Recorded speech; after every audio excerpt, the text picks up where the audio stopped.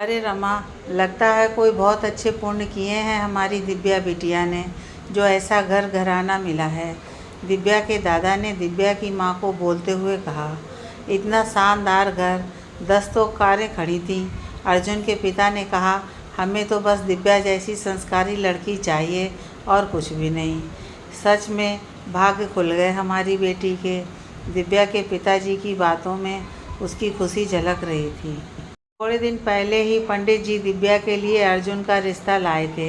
अर्जुन के घर वालों ने दिव्या को किसी विवाह समारोह में देखा था, वहीं उन्हें दिव्या पसंद आ गई। अर्जुन का परिवार काफ़ी समृद्ध था। जब से अर्जुन का रिश्ता दिव्या के लिए आया, घर में चहल पहल सी हो गई। दिव्या ने इसी साल अपना ग्रेजुएशन पूरा किया था। हर लड़की की तरह उसके भी सपने थे। वो इतनी जल्दी शादी करना तो नहीं चाहती थी, पर सपनों सरीखी राजकुमारी वाली दुनिया छोड़ना भी नहीं चाहती थी। रविवार के दिन अर्जुन के परिवार वाले दिव्या को देखने आए। दिव्या उन्हें पहले ही पसंद थी, तो ये मिलना महज एक औपचारिकता भर थी। दिव्या जब चाय लेकर आई, उसने कनखियों से अर्जुन को देखा। वो दिखने में उसे काफ़ी अच्छा लगा। उसी दिन दिव्या का रिश्ता पक्का हो गया।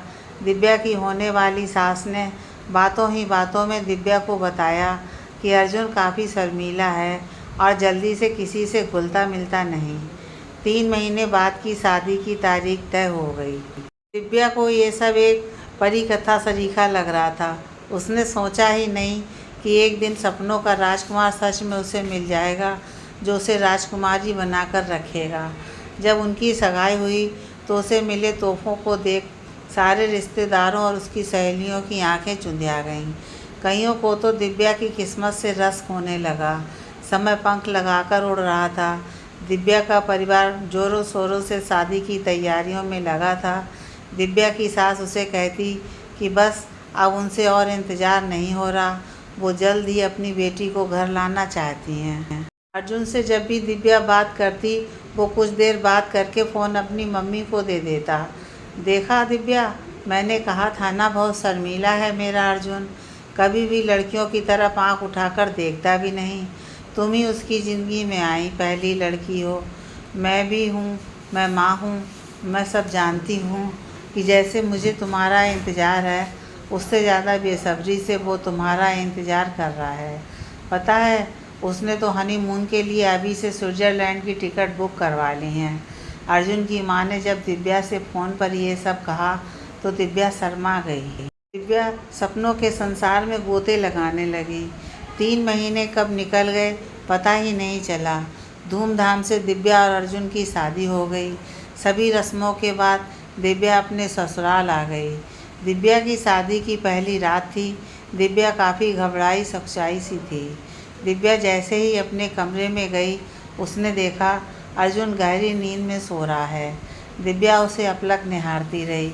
शादी की इतनी गहमा गहमी रस्में, फिर फ्लाइट का सफ़र, थकान होना तो लाजमी है। अगली सुबह जब गिलास गिरने की आवाज़ के साथ दिव्या की नींद खुली, उसने देखा अर्जुन बैद-बाद सा खड़ा है और सारा सामान फेंक रहा है। उसने अर्जुन को रोकने की कोशिश की, मगर अर्जुन ने उसे धक्का दे दिया। सामने दरवाज़ा पीटने की आवाज़ आ रही थी। दिव्या ने भागकर दरवाज़ा खोला तो सामने अर्जुन की माँ खड़ी थी। मुरारी काका, रामू, अर्जुन की माँ ने कहा तो 2 नौकरों ने कसकर अर्जुन को पकड़ लिया। अर्जुन की माँ ने उसे शांत किया और एक इंजेक्शन लगाया। थोड़ी ही देर में अर्जुन शांत हो गया। दोनों नौकरों ने मिलकर उसे पलंग पर लिटा दिया। दिव्या भौचक्की सी खड़ी सब देख रही थी। कुछ नहीं बेटा, तुम डरो मत, बस कभी कभी ऐसा हो जाता है। उसे एक छोटी सी न्यूरोलॉजिकल प्रॉब्लम है, तो हो जाता है, दिव्या की सास ने उसे कहा। दिव्या एकटक उन्हें देखती रही। दिव्या, ब्रेकफास्ट रेडी है, तुम जल्दी फ्रेश होकर नीचे आ जाओ, दिव्या की सास ने दिव्या को बोला और चली गई। दिव्या ने अर्जुन को देखा।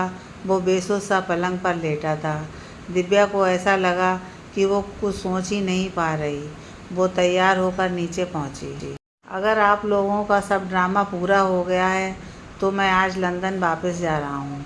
अर्जुन के छोटे भाई विदित की आवाज़ दिव्या ने सुनी। थोड़ी ही देर में विदित सूटकेस के साथ घर से निकल गया। दिव्या को कुछ समझ नहीं आ रहा था। बैठो ना बेटा, खड़ी क्यों हो? अर्जुन के दादाजी ने कहा।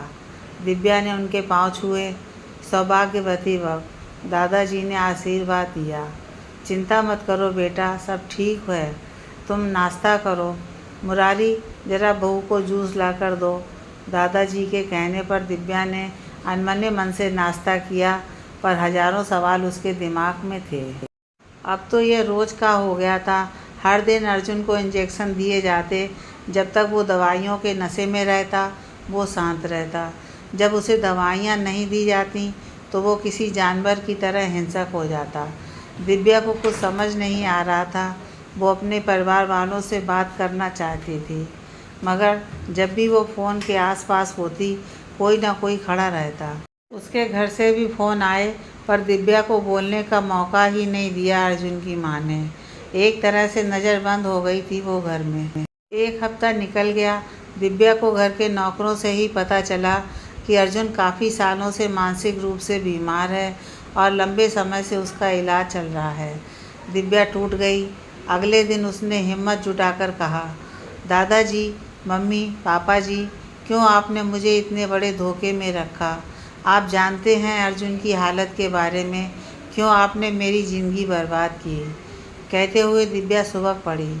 बेटा, अर्जुन का ट्रीटमेंट चल रहा है, देखना वो जल्दी ही अच्छा हो जाएगा। तुम चिंता क्यों करती हो? बुरा समय है, ये भी जल्दी निकल जाएगा। फिर सब कुछ तो है तुम्हारे पास, तुम बस बोलो और वो चीज़ हाजिर है।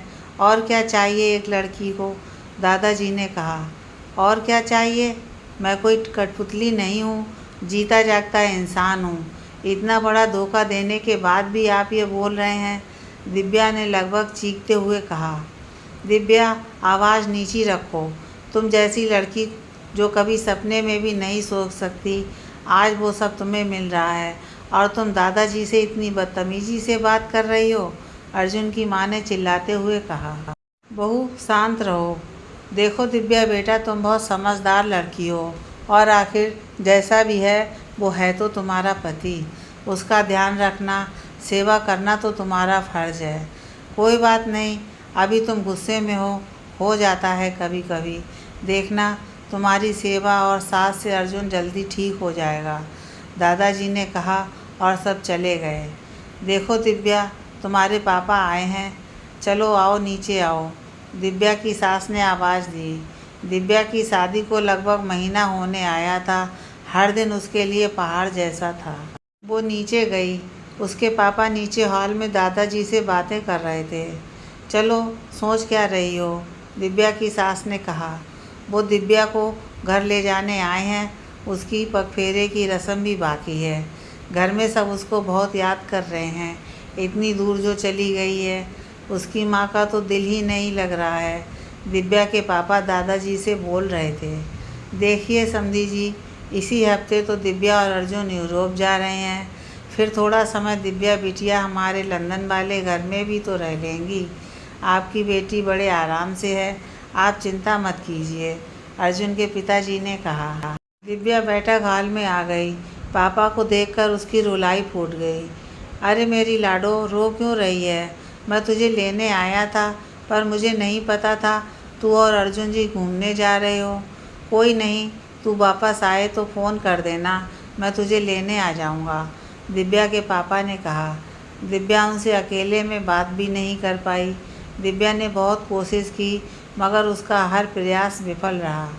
चलो भाई साहब, आत्मा तृप्त हो गई बेटी का सुख देखकर। मैं भी निकलता हूँ, आज शाम की ट्रेन है मेरी, दिव्या के पापा ने कहा और वो निकलने लगे। दिव्या ने पापा के पांव छुए और उन्होंने दिव्या को गले लगा लिया। दिव्या ने सबसे नज़र बचाकर एक चिट उनके हाथ में पकड़ा दी। दिव्या के पिताजी बाहर आ गए। उन्हें कुछ समझ नहीं आ रहा था कि दिव्या ने उन्हें वो कागज़ का टुकड़ा क्यों दिया। कहीं ना कहीं उन्हें लग रहा था कि सब कुछ होते हुए भी दिव्या के चेहरे पर वो चमक नहीं है। उन्होंने वो चिट खोला। उस पर दिव्या ने सिर्फ एक लाइन लिखी थी, प्लीज़ पापा, मुझे यहाँ से ले चलो। दिव्या के पापा का मन अनहोनी की आशंका से कांप गया। आधे घंटे बाद ही वो फिर सब दिव्या के घर आ गए। समधी जी, अभी अभी घर से फ़ोन आया है। दिव्या के दादाजी की तबीयत बहुत ख़राब है, मुझे दिव्या को ले जाना पड़ेगा, दिव्या के पापा ने कहा। थोड़ी ही देर में दिव्या अपने पिता के साथ ट्रेन में थी। दिव्या के पिताजी ने उससे सवाल किया, पर वो शून्य में ताक रही थी। घर पर जैसे ही माँ ने उसे गले लगाया, वो फपक फपक कर रो पड़ी। सब पर मानो पहाड़ टूट पड़ा। किसी को भी यकीन नहीं हो रहा था कि उनकी लाडली के साथ ऐसा कुछ हो सकता है। दिव्या मैम, क्या हुआ? कहाँ खो गई आप? आपको शादी में ज़रूर आना है। सच में रवि और उनकी फैमिली इतनी प्यारी है। मम्मी पापा भी बहुत खुश हैं कि इतने बड़े घर में मेरा रिश्ता हुआ है। रितु बोलती ही जा रही थी। रितु, मैं सच में तुम्हारे लिए बहुत खुश हूँ, पर क्या तुम्हारे परिवार ने सारी जानकारी जुटाई है लड़के और उसके परिवार के बारे में? अभी सगाई और अगले हफ्ते शादी। प्लीज़ रितु, पहले सब अच्छे से पता लगाओ। रितु चौंक गई कि क्यों दिव्या मैम उससे ये सब कह रही हैं। 3 दिन बाद ही रितु का फ़ोन आया। मैम, आप सही कह रही थी, वो लड़का और उसका परिवार ठीक नहीं है। आपकी वजह से ही हमने और छानबीन की, हमने ये रिश्ता तोड़ दिया। Thank you ma'am for saving my life. Ritu बोल रही थी। दिव्या के चेहरे पर मुस्कान आ गई। जो काम वो नहीं कर पाई, आज किसी और की ज़िंदगी को बचाकर उसने कर लिया। उसने हार नहीं मानी, ना मानेगी। रितु को उसने दूसरी दिव्या नहीं बनने दिया। ज़िंदगी थम जाने का नाम नहीं, यह उसने समझ लिया था। दिव्या मैम, आज क्लास नहीं लेंगे क्या? उसके स्टूडेंट्स उसका इंतज़ार कर रहे थे। अभी आई। दिव्या मुस्कुराती हुई अपनी क्लास में चली गई।